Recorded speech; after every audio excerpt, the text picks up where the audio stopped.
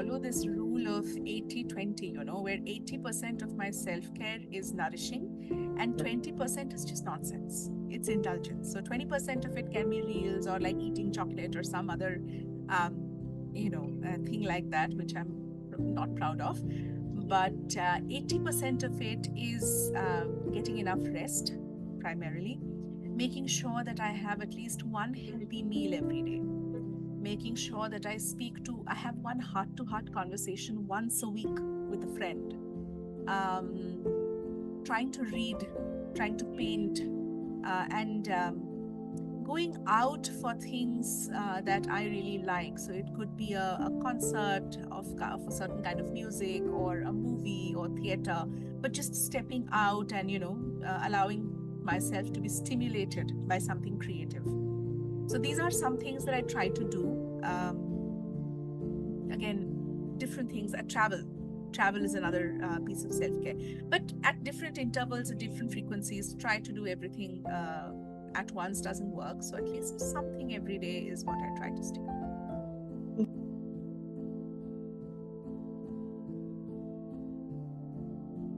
I think unique needs of the women, especially in the workforce, is something that I often find stereotyped. Like if you have come back from maternity leave, you will have certain needs.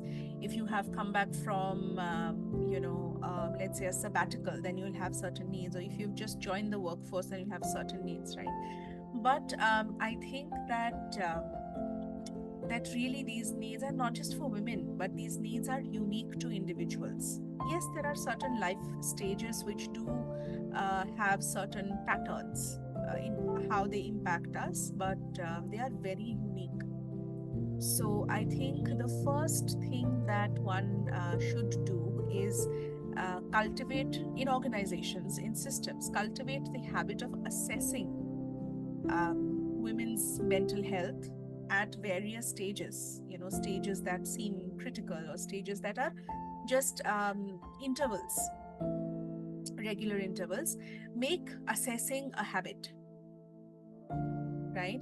Imagine if I said that your nutrition needs based on life stages, right? That would be such a generic statement. You would have to test one's B12 levels or your, D3 levels or your hemoglobin to be able to meet the nutritional needs of a certain woman, even if there is a specific life stage that we are talking about, right? In the same way, mental health needs need to be assessed. So rather than creating or making accommodations which are generic and kind of like blanket accommodations, we need to make it a practice to measure these needs at either strategic life event junctures, or as a regular practice annually, maybe, to understand what the needs are and then meet those needs as required.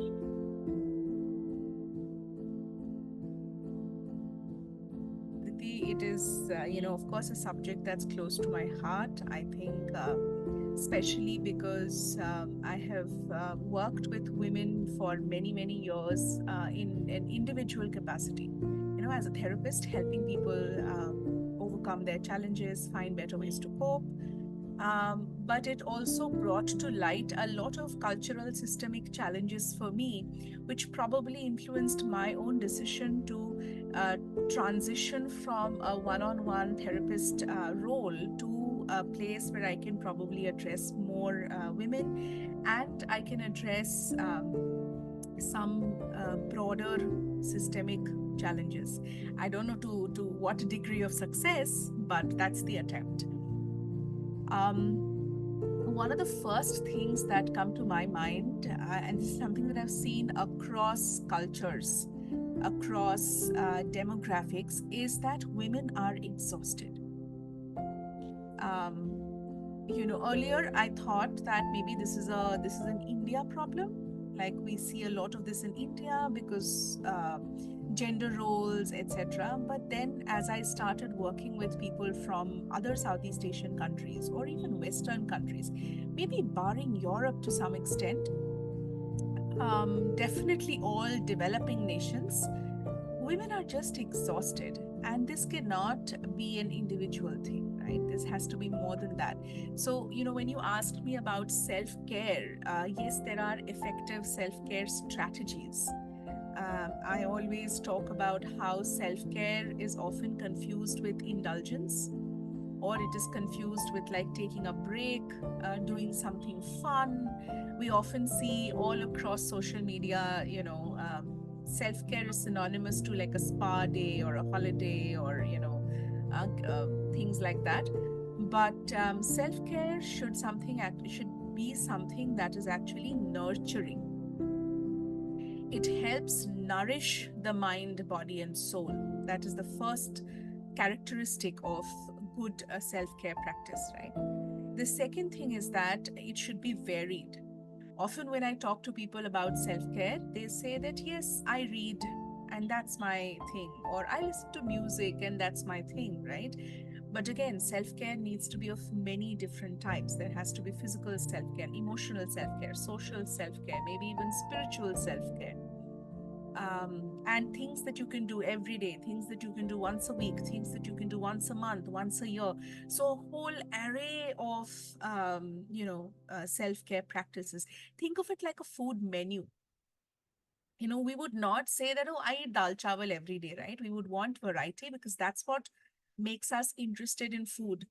In the same way, our body needs many different kinds of nourishment when it comes to self-care, and we should be able to cater to them all.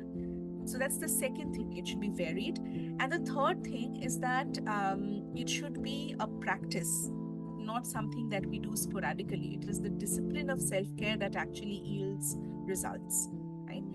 And one small addition to that is that our lens that we look at self care from, and especially women, is one of slight, one of hesitation, because it feels like I'm taking time away from my family, or I could do something more productive. It almost feels selfish to engage in self care, right?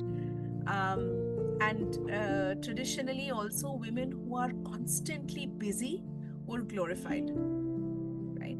So I'm sure all of us would resonate with the conversation that I see actually on social media nowadays, that we've all seen women who are hard workers, hustlers, great cooks, this, that, but we've not seen relaxed women.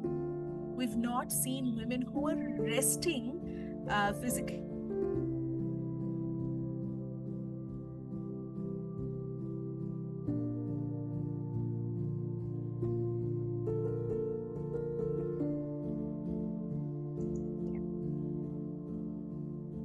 The lens through which we look at self-care, often involves a sense of guilt, a sense of that I'm taking time away from my family, like it almost feels selfish.